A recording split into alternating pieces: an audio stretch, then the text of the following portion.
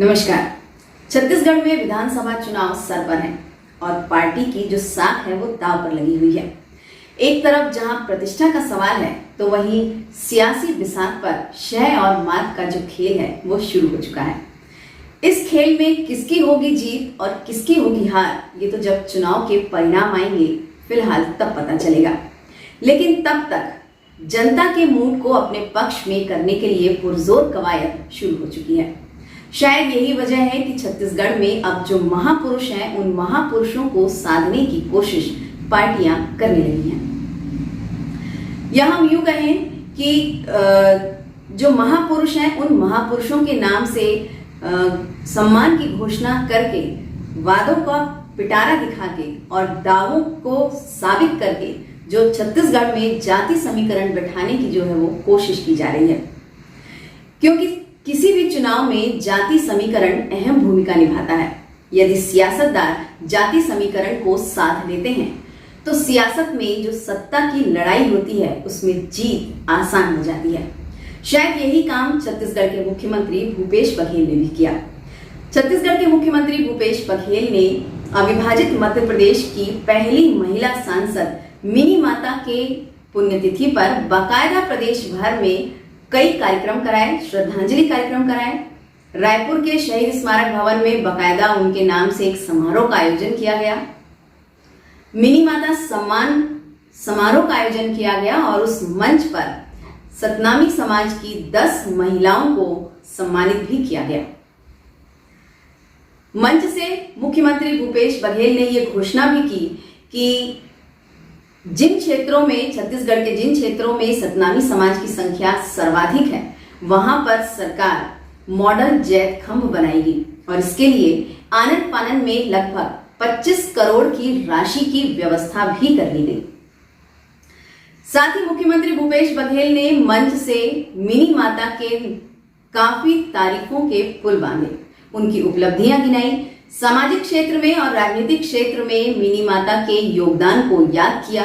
उन्होंने कहा कि मिनी माता जो थी वो समाज के दबे हुए और शोषित लोगों की आवाज बनी।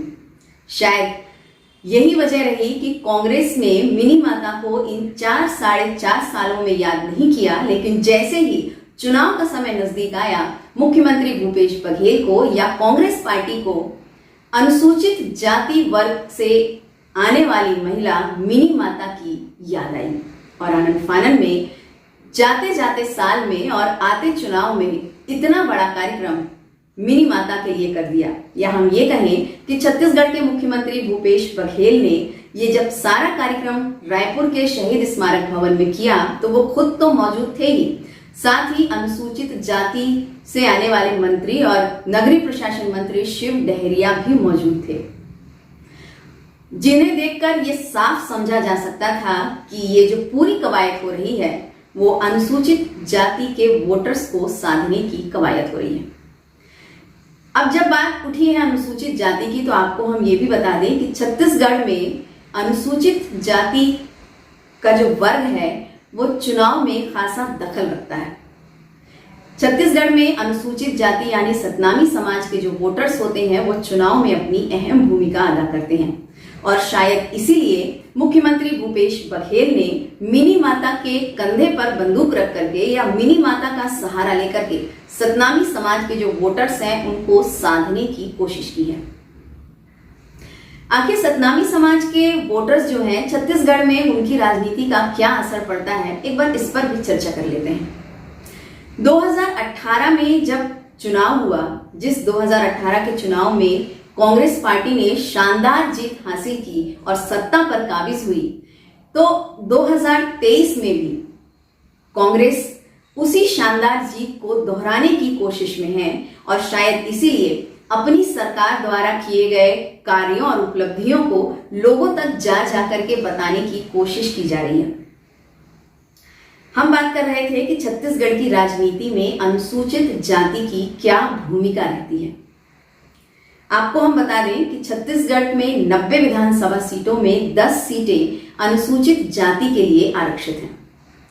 2018 के चुनाव में जब विधानसभा चुनाव हुआ था तो इस 10 सीटों में से जो 7 सीटें थी वो कांग्रेस जीत करके आई थी। मतलब 10 में से 5 विधायक जो बने थे कांग्रेस पार्टी के, वो अनुसूचित जाति के 7 विधायक बने थे।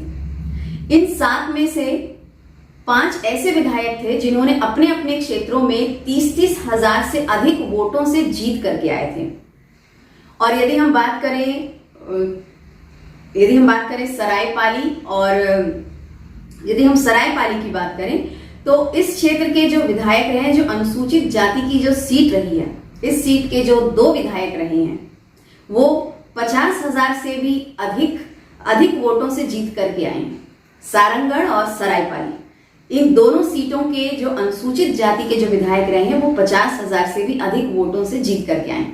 2018 में जहां 10 आरक्षित सीटों में से 7 सीट कांग्रेस के पास थी, तो 2 सीट भारतीय जनता पार्टी लेकर के आई थी। इन 2 सीटों में एक सीट मुंगेली के पुन्नूलाल मोहले ने जीती थी और दूसरी सीट मस्तूरी से डॉक्टर कृष्णमूर्ति बांधी ने जीती थी, और एक सीट बहुजन समाजवादी पार्टी के साथ थी। हालांकि 2018 के चुनाव में रमन सरकार के समय मुख्यमंत्री रहे, अनुसूचित जाति वर्ग से मुख्यमंत्री रहे रामदास बघेल को अपनी सीट 2018 में गंवानी पड़ी थी। मुख्यमंत्री भूपेश बघेल जिन मिनी माता की इतनी तारीफ कर रहे हैं, या जिन मिनी माता को उन्होंने वोटर्स के रूप में साधने की कोशिश की है, आखिर उस मिनी माता के बारे में भी थोड़ा संक्षेप में जान लेते हैं। 1952 में पहली बार ये उप सांसद बनी थी मिनी माता। 1957 में संयुक्त संसदीय क्षेत्र रायपुर, बिलासपुर और दुर्ग से ये सांसद बनी। तीसरी बार 1962 में ये बलौदा बाजार से जीत करके तीसरी बार सांसद बनी, और इस बार सर्वाधिक अधिक वोटों से जीत करके ये आई और इन्होंने दिल्ली में जो है अपना प्रतिनिधित्व किया। 1967 में चौथी बार जांजगीर क्षेत्र से ये चौथी बार सांसद चुनी गई, और इस बार 1962 से भी ज्यादा वोटों के अंतर से जीत करके मिनी माता सांसद बनी और दिल्ली में अपनी जीत का लोहा मनवाया। मिनी माता का सफर यही नहीं थमा। मिनी माता ने भारतीय दलित वर्ग संघ की उपाध्यक्ष भी रही। इन्होंने भारतीय मजदूर संघ का गठन भी किया। ये हमेशा शोषितों और दबे हुए लोगों की आवाज रही, इसलिए सामाजिक कार्यों में भी ये सदैव से आगे रही है। इसलिए दहेज प्रथा, बाल विवाह, छुआछूत, गौ हत्या, इन सब क्षेत्रों में भी इन्होंने बखूबी काम किए हैं। समाज की हर कुरीतियों की, हर बुराइयों को लेकर के वो संसद तक गई। अस्पृश्यता कानून के लिए भी वो संसद तक, लोकसभा तक जाकर के उन्होंने लड़ाई लड़ी। इसके अलावा छत्तीसगढ़ में इस समय जो हसदेव बाबू परियोजना, जिसका हम मूर्त रूप देख रहे हैं, वो भी मिनी माता की दूरदर्शिता का ही परिणाम रहा है। 1972 में दिल्ली से रायपुर आते समय एक दुर्घटना में मिनी माता का निधन हो गया। जिस मिनी माता की तारीफ मुख्यमंत्री भूपेश बघेल रायपुर के शहीद स्मारक भवन से कर रहे थे, उससे साफ जाहिर होता है कि कांग्रेस इस बार विधानसभा चुनाव में सतनामी समाज के वोटर्स को साधने की कोशिश कर रही है। हालांकि 2018 के चुनाव में कांग्रेस ने आरक्षण को भी बड़ा मुद्दा बनाया था, और इसी आरक्षण ने 2018 में चुनाव का जो खेल था वो बिगाड़ दिया था। यह हम यूं कहें कि 2018 के पहले की यदि हम बात करें तो 2018 के पहले जो अनुसूचित जाति वर्ग था, या अनुसूचित जाति वर्ग के जो मतदाता थे, उनका जो पूरा समर्थन था वो भारतीय जनता पार्टी को मिलता था। लेकिन 2018 में जब कांग्रेस ने आरक्षण का दांव खेला, तो उस दांव के समय जब कटौती की गई सीटों में, तो उसकी नाराजगी का असर जो था वो 2018 के चुनाव में देखने को मिला, और भारतीय जनता पार्टी के पास अनुसूचित जाति से मात्र 2 सीटें आई, एक मुंगेली की सीट और एक मस्तूरी की सीट। लेकिन 2018 में सत्ता में आने के बाद कांग्रेस ने फिर से आरक्षण का ट्रम्प कार्ड खेला। उन्होंने ये कहा कि यदि हम जब सत्ता में आ ही गए हैं, तो अनुसूचित जाति वर्ग के लिए जो आरक्षण था, जिसे 12% से बढ़ा करके 13% किया जाता है, जिसके लिए कांग्रेस ने आरक्षण संशोधक विधेयक भी संसद में लेकर के आई। जबकि कांग्रेस ने अपने पिछले चुनाव में ये वादा किया था कि यदि वो सत्ता में आएगी तो आरक्षण जो रहेगा वो 13 नहीं बल्कि 14% रहेगा। लेकिन ये विधेयक अभी भी राजभवन में लंबित पड़ा हुआ है। इस विधेयक को लेकर के कई बार बहस हुई, कई बार पार्टियां आमने सामने हुई, लेकिन अब तो सर पर चुनाव है। अब देखते हैं कि ये आरक्षण का मुद्दा कांग्रेस अपने घोषणा पत्र में शामिल करती है या नहीं। लेकिन इसके ठीक उलट यदि कांग्रेस ने सतनामी समाज के वोटर्स को साधने की कोशिश की है तो चुनावी समय में भारतीय जनता पार्टी भी कैसे पीछे रह सकती है, वो भी तब जब पूरे चुनाव की कमान अमित शाह के हाथ में हो और वो एक एक चीजों पर बारीकी से नजर रखे हुए हैं। 22 अगस्त 2023 को भाजपा के प्रदेश कार्यालय कुशाभाऊ ठाकरे परिसर में पार्टी के वरिष्ठों के सामने सतनामी समाज के धर्मगुरु बालदास जी और गुरु खुशवंत साहब ने बाकायदा पार्टी की, भारतीय जनता पार्टी की सदस्यता ये बोलते हुए ग्रहण करी कि इन 4-4.5 सालों में भूपेश बघेल सरकार ने या कांग्रेस ने सतनामी समाज के लिए एक काम भी नहीं किया है, जिसकी वजह से वो दुखी होकर के, जिसकी वजह से वो क्षुब्ध होकर के भारतीय जनता पार्टी का दामन थाम रहे हैं, क्योंकि भारतीय जनता पार्टी में उन्हें नरेंद्र मोदी की नीति पसंद है, भारतीय जनता पार्टी की उन्हें कार्यशैली पसंद है।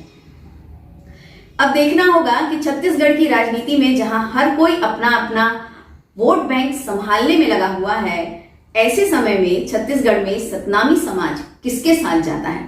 कांग्रेस में मिनी माता के साथ जाता है या भारतीय जनता पार्टी में जो हाल ही में अपने समर्थकों के साथ शामिल हुए धर्म गुरुओं के साथ जाता है? आने वाले समय में ये जो सारे परिणाम हैं ये बहुत दिलचस्प होंगे कि आखिर छत्तीसगढ़ में सतनामी समाज का जो वोटर्स है वो किस पर भरोसा जता करके किस पर अपना भरोसा जताता है और छत्तीसगढ़ में किसकी सरकार बनती है। नमस्कार।